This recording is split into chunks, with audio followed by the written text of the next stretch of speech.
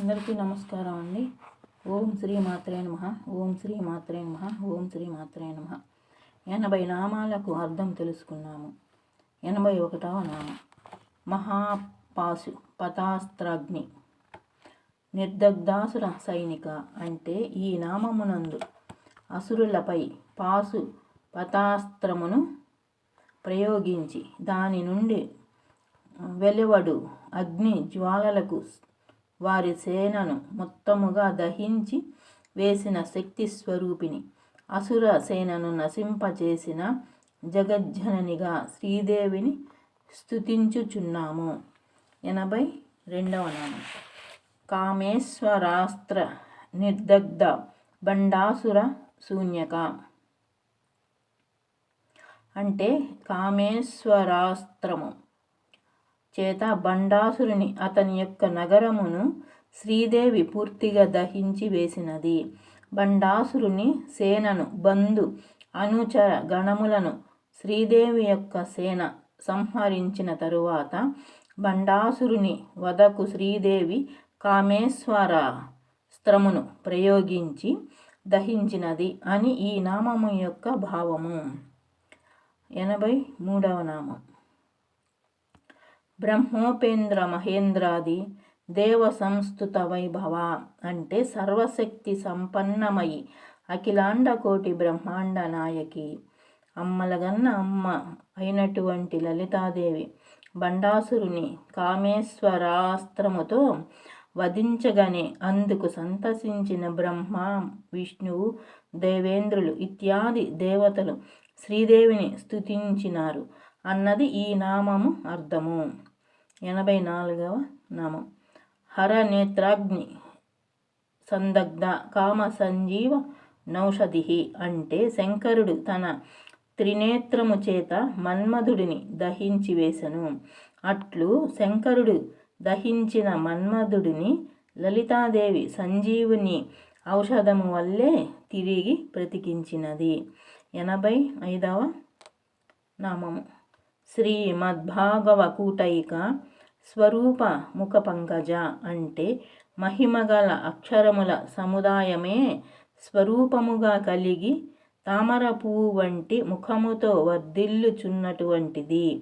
పంచదశ మంత్రమునకు కల మొదటి 5 అక్షరముల సముదాయమునకు వాగ్భవ కూటము అని పేరు.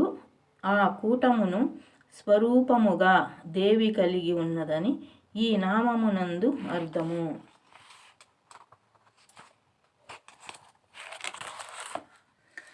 86వ నామము కంఠాదహ కటి పర్యంత మధ్య కూటస్వరూపిణి. అంటే కంఠము యొక్క కింద భాగము నుండి మల వరకు మధ్య కూటస్వరూపమును కలిగి ఉన్నటువంటిది. పంచదశ మంత్రమునందు 6 అక్షరముల సముదాయమునకు మధ్య కూటమని పేరు. మంత్రమునందు దీనిని కామరాజకూటము అని పేరు. అనగా కామమునకు పుట్టించునటువంటిది. అటువంటి మధ్య కూటమును కంఠము కింద నుండి మొల వరకు గల ప్రదేశమునందు దేవి ధరించి ఉన్నది.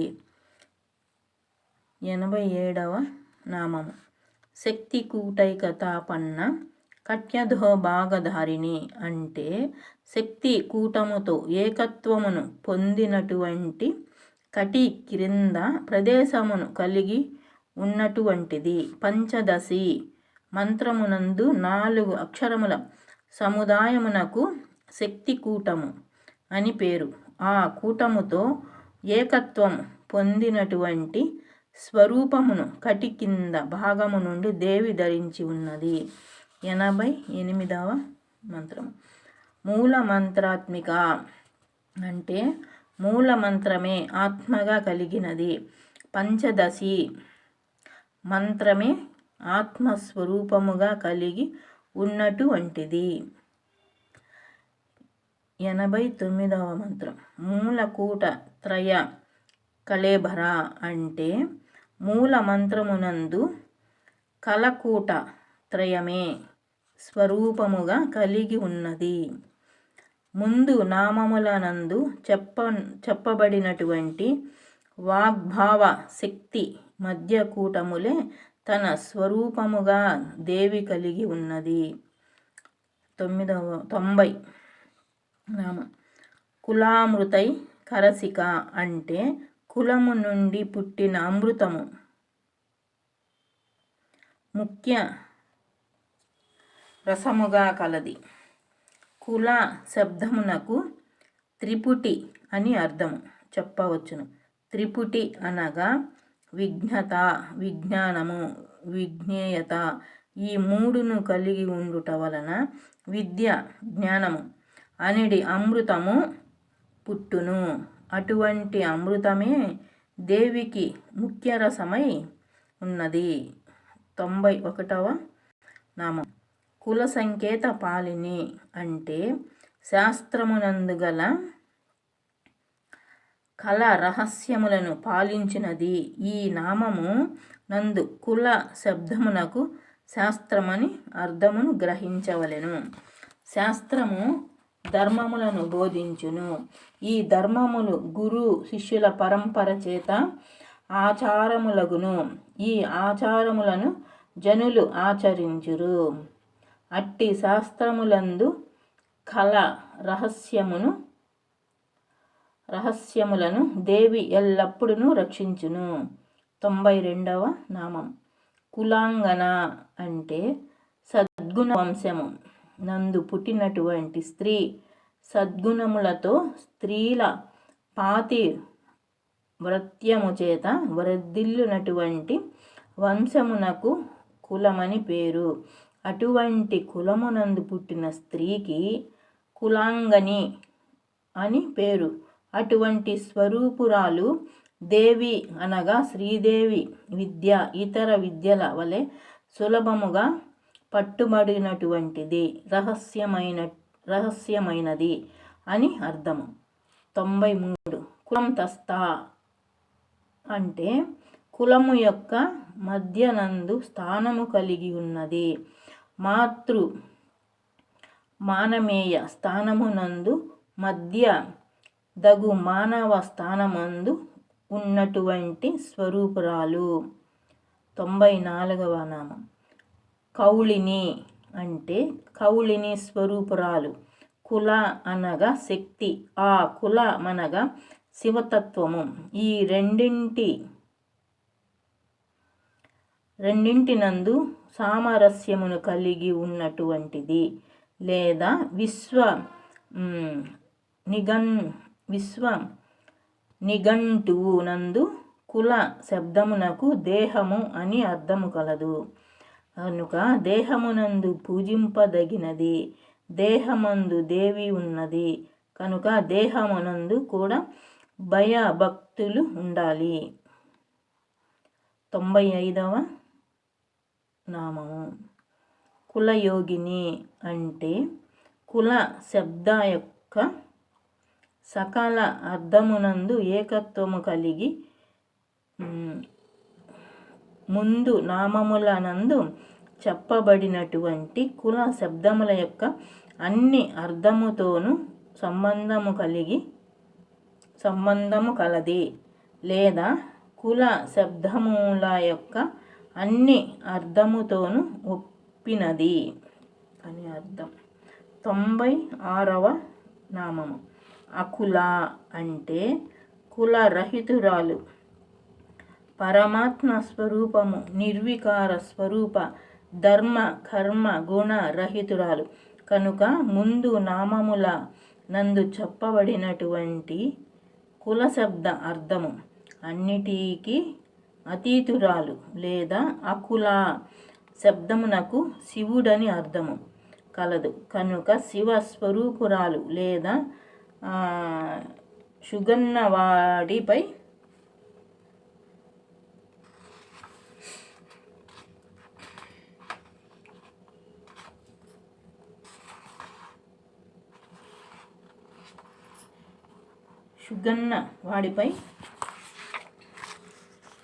భాగమునందు కల సహస్రార పద్మమునకు అకులమని పేరు.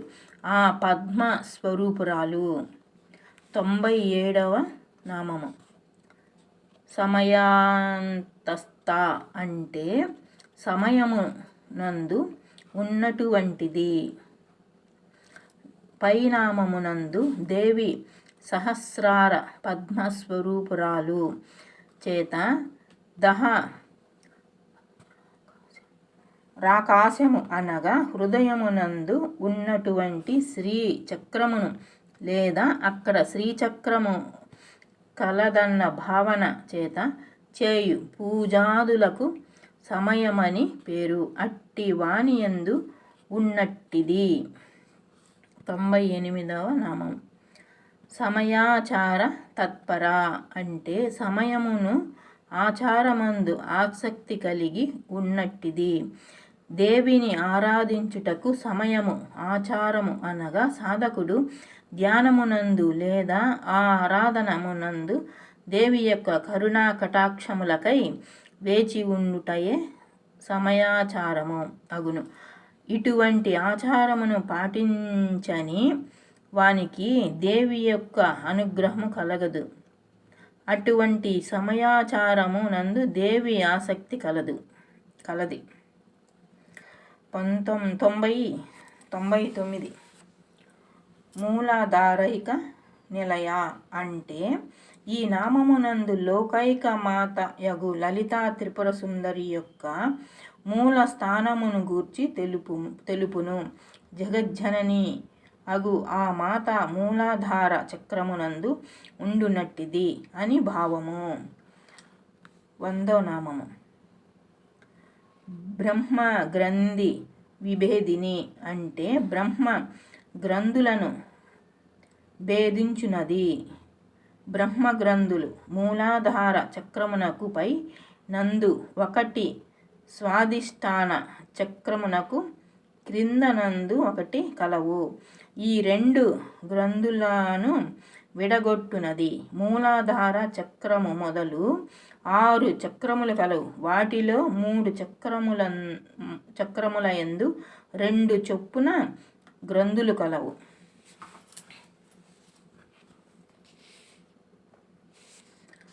100 నామాలకు తెలుసుకున్నాము. ఓం శ్రీ మాత్రే నమః. ఓం శ్రీ మాత్రే నమః.